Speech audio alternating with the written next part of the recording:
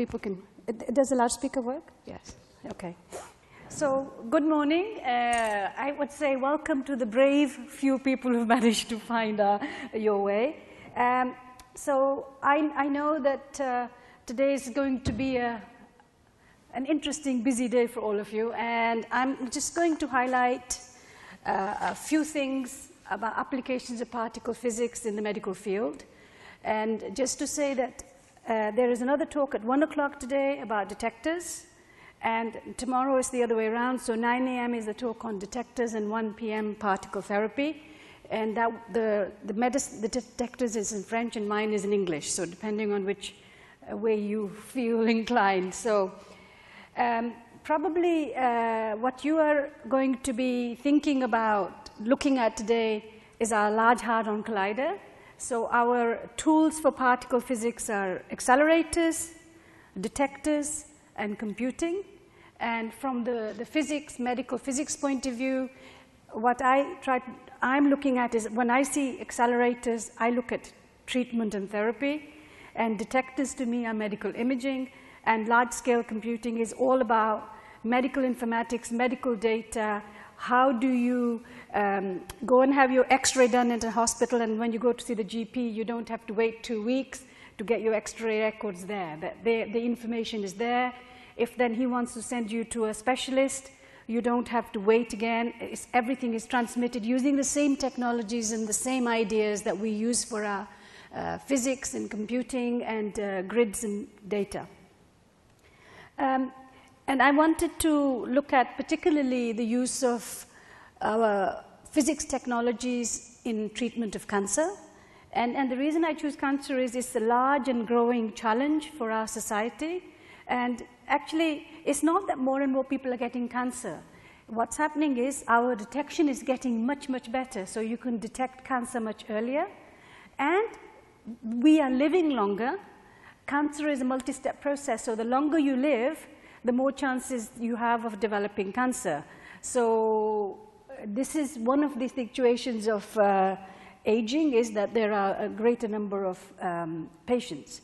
Now, at the moment, there are 3 main modalities for cancer treatment: surgery, so you cut it out; radiotherapy, which is one I want to discuss a little bit more in more detail; and chemotherapy and related methodologies such as targeted drugs, or things like you might have heard of lymphoma drugs or Herceptin, or putting something which is really targeted from a protein, antibody, that sort of point of view. This, I think, is the future, because if you can really target your disease, whether it's tumors or otherwise, and the thing only goes there, of course, that is the best way to do it. But we are still at very early stages for that. And of course, linked to all of these methods is the quality of life. So you want cure, and you want the patient to be as healthy as possible during the treatment and after the treatment. Okay, so those are your 2 challenges. And so, as I said, I want to look at the technologies, how to look at cancer treatment. Now, I would say that this radiation therapy started, of course, with the discovery of X-rays, because the majority of radiation therapy nowadays is used using X-rays. And from a physics point of view, it's very interesting, because the discovery of X-rays, 8th of November 1895, is the first Nobel Prize in physics. And I often, when I'm discussing with the young people, you know, they talk about being very competitive and trying to do the discoveries yesterday and so on.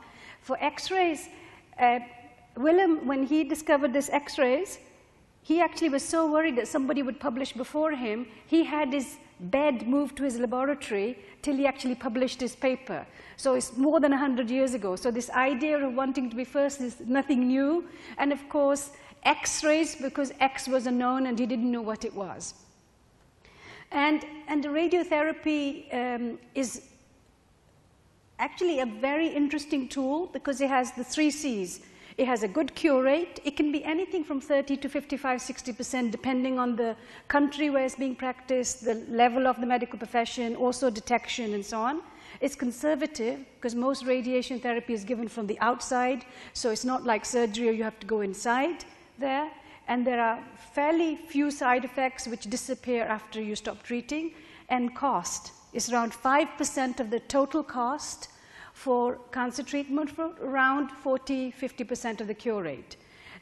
So the reason why I want to discuss radiation therapy in particular, we are at CERN, we talk about technology, innovation in the future, is that in about a third of the patients, when they're treated with radiation therapy, the tumor comes back where it was originally. And the reason is this. I don't know if this works. Oh, okay. Okay, doesn't matter, is that if you have one beam of X-rays and it starts here, most of the more energy comes at the beginning and it slowly goes down like this. So if your tumor is this thing in red and you want to give 100% of the dose to destroy the tumor, then what happens if I wanted to put 100% here, I would be putting 160% at the beginning. Okay? So it's a very good technology. However, the problem is of this physics profile of X-ray beams. So what radio-oncologists and medical physicists do is they use strategies of using multiple beams from various directions to try to limit the damage to the healthy tissues and try to target 100% the dose in the middle of the tumor. Okay? But of course, inevitably what's happening is you do damage lots of healthy tissue. And this becomes a problem if you are looking at tumors which are very close to critical organs like eye tumors. I mean, in the old days, you could cure the tumor, but the patient went blind. Or in children, where children are going to live a long time, 20, 30, 40, 50, 60 years from now, and the chances of developing tumors from the actual treatment is very high. And of course, the margins are very small because they have small tissues and small organs, so you really have to target. And then tumors which are resistant to conventional radiation therapy. So the idea was proposed by Robert Wilson, a physicist from the US from Fermilab, and he said, why don't we use this thing called the Bragg Peak? If you look at electrons and X-rays, you see that most of the energy is high at the beginning, but for Bragg Peak or hadrons, the energy is at the end of the range. So you can actually target the tumor by making sure your Bragg Peak is in the tumor itself. Now, by the way, these are the same hadron as in the Large Hadron Collider. So you talk about protons or other ions. So the idea is very nice. You can target, unlike X-rays, to actually where the tumor is. And this was proposed in 1946. So you may wonder, and the cyclotron, so going from the X-rays, which was in 1895, the cyclotron, which you can use for particles, was actually invented by Lawrence in 1939, he won the Nobel Prize in 1939. So the only problem for us is that this is a very nice idea, and you may wonder, after 60, 70 years, why don't we have more of these facilities? The main problem is only electrons are much, much smaller, about 2,000th the size of a proton, and therefore, they are much easier to accelerate, much cheaper. The machines needed are smaller and less expensive, okay? So if you want to go to protons and carbon, the problem is the size, complexity, and the cost. Just as a quick thing, I mean, we think of accelerators only being used in high-energy physics laboratories. They were invented for physics, but more than 50% of the accelerators are actually used elsewhere. I mean, the Large Hadron Collider and the Fermilab and other places, they are famous, but a lot of the accelerators are used in everyday use everywhere else. And just as a little bit of history of how you go from research to hospital. So X-rays, as I said, 1895, first cyclotron. By the way, the cyclotron, the Large Hadron Collider, which some of you will be seeing today, is 27 kilometers. This thing sat in your palm. It's really small, the very first cyclotron. And then in 1954, the very first patient was treated in Berkeley with particles. And the thing is, as we start talking about modern disciplines of all types, particularly medical applications, it's multidisciplinary. You need the physicists, you need the engineers, you need doctors, radio-oncologists, biologists, and so on. And it's no accident, I think, that the very first patient to be treated with hadrons or particles happened in Berkeley because one of the Lawrence brothers was a physicist and the other Lawrence brother was a doctor. So it was the collaboration between the two. And it's rather strange because often when you talk medical applications, the very first patient was their mother, by the way. It's amazing how these things happen. And really in terms of history, the very first synchrotron, like the Large Hadron Collider type machine for particle therapy in Europe, was in 2009 in Heidelberg. And most of the research there was linked again to GSI in Darmstadt, another physics laboratory. So a lot of the expertise training came from there. And at CERN, we started becoming involved in particle therapy in 1996, when some of our member states asked us, you know, you have all this expertise in various things about accelerators. What would be the machine, the ideal machine you could use for particle therapy? So this study was called PIMS, Proton Ion Medical Machine Study, and it was coordinated by CERN from 96 to 2000, and from it are two facilities. The first one, which is already operational in Knau, Pavia, which is near Milan, is treating patients with protons and carbon ions.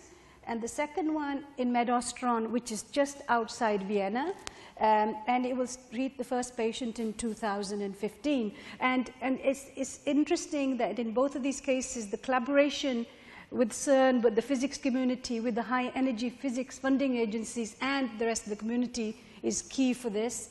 And for Austria, which has a small accelerator physics community, they've done not only a lot of their developments at CERN, but a lot of the training of the young people here as well. So they brought a whole team, which now is moving back home to try to put this together. Then, of course, isotopes for detection and for treatment. So new method of trying to treat, when I said that you could put it next to proteins or antibodies and target going to the organ. So Zolde, I think you will have, maybe you'll have a chance to see that. We make exotic isotopes, so really isotopes which are going for future for research and development, not for isotopes which are used clinically in clinical treatment routinely, because those that are done are elsewhere. And of course, you can't have treatment without detection. If you don't know what the tumor is, you can't treat it. And the Bragg Peak, this hadron therapy, is very interesting because it's very precise, but you can't afford to miss it. So it's a double-edged sword, so you better know exactly where it has to be. So in terms of detection, you know, I think some of our, just to say that our detectors don't look that much different from the medical detectors. So we have a high energy physics detector on the left and a positron emission tomography camera on the right. The main differences are ours is huge because there are people inside. And the second thing is positron emission tomography is just a single particle detector, so it's just positrons, whereas we have layers of detection because we have to detect everything, because we actually don't know when we're doing discovery machines what we are detecting. So we need to discover and detect everything, and then by subtraction to see what's new. And by the way, and you will have come across, or you probably have come across, this antimatter in Angels and Demons, but actually it's not really only science fiction. Antimatter is used in laboratories to do positron emission tomography, and it's something very interesting because it's the only main imaging technique which tells you something about how tissues are behaving. So for example, in cancer, where the cells are growing very, very quickly, if you label your glucose, which is being used in cells dividing, with a positron emitter, you can see a lot of positrons being emitted, and then you can detect them at that site. And so, you know, I don't want to go to too much detail, but here is something interesting for you to think about. If you are interested in detectors, the talk at 1 o'clock, or in the microcosm, there is a visit point which discusses some of these technologies in much more detail, and you can look and discuss with the young people who are actually doing the experiments. And basically how it works is that you inject a person, animal, whoever you want to look at, with a positron emitter radioisotope, and you wait for it to spread, and then you can look at the activity. I mean, here you have a brain scan of a patient on the right, which has Alzheimer, on the left, which is a normal patient, and you can see the neuronal activity as to what the differences are and what the changes are. In the same way for cancer or heart activity and so on, the principles are exactly the same. And so for me, I started with our 3 pillars of technology: accelerators, detectors, computing. But, sorry, oh, disappeared. But the most important actually, for me, coming from a medical field, is this invisible pillar, which is collaboration. You can't visually see it, but this is what makes a place like CERN really one of the leading places, is the collaboration between people with a common objective in Higgs or whatever you want to look at. Doesn't matter where you come from, what language you speak, it's the common vision of collaborating. And one of the things that I'm doing in my field is trying to use these ideas of the physics community, not just technologies, but the innovation, the training, the working together, excellence, multidisciplinarity and multicultural spirit of the CERN collaboration philosophy into health field. Because we in the health field are not as good at collaborating as my physics colleagues. And it's clear that in modern applications, not only do you need the technologies, but you really need this close collaboration and working together to solve problems. So I'm going to stop here. And I really hope that today you're going to have a chance to look at many things at CERN. We start with applications, but actually, of course, if there's no basic research, there's no technologies, there are no applications. So I think the idea of curiosity, innovation, creativity starts with basic research. So I'm going to stop here. Thank you, by the way, for actually finding the place this morning. And feel free to ask questions. I have a feeling we have a couple of minutes now. Yeah. And if you are interested in any more of these things, detectors at 1 o'clock, or in Building 33, there are short lectures on specific topics, or the actual endpoint where there is really concrete examples of medical applications. Thank you. What do you acquire the source of the positrons? Sorry? How do you get the source of positrons? Okay, so what you do, actually, I might even have a slide on this. Maybe I took it away. Doesn't really matter. So the thing is, what you need for a positron, by the way, is an antimatter of an electron, and when they come together, they annihilate and they produce photons, light. So what you need is an isotope which is going to produce positrons, okay? And what you need then is, in order to produce positrons, you need an isotope which is proton-rich. So it has more protons than neutrons, and it is unstable. So what happens is one of the protons breaks down to produce a neutron to compensate for the lack of neutrons. As a consequence, it produces a positron. So basically, you need a proton-rich tracer. And the most commonly used nowadays is fluorine-18. So, and it's normally tagged to glucose because glucose is used all over the body. So, for example, for cancer, you can look at Alzheimer, you can look at heart activity, and you can look at two things. You can look if glucose is used a lot, so you can see more activity, but you can look at the opposite. If glucose activity is going down, for example, in Parkinson and Alzheimer and senile dementia, the neuronal activity goes down. So the amount of glucose used goes down. So it's depending on what you're looking at. So it can be any isotope you want, as long as it's a positron emitter, i.e. is proton-rich. And you tag it on to whichever chemical you are interested in. So glucose is something that is like used all the time, but you can also make very specific targeted traces. Say, for example, if you were looking at a particular function in the brain, you could actually have one of those neuronal transmitters which was labeled. So the only thing is it has to be a positron emitter, that's all. Yep, please. How large does the accelerator have to be if you want, like 20 MeV? For what? For the... Oh, for the particle therapy? Yes. Okay, so the protons, if you want to use protons to deliver to the tumor, if they are near the surface of the skin, 60, 70 MeV. If you want to go deeper in the body, you have to have a higher energy, so anything from 180, 200, 220, 240 MeV. So then you're talking like radius of 20 meters or so? Yes, around, yeah, something like that, around 17, 18, 19, 20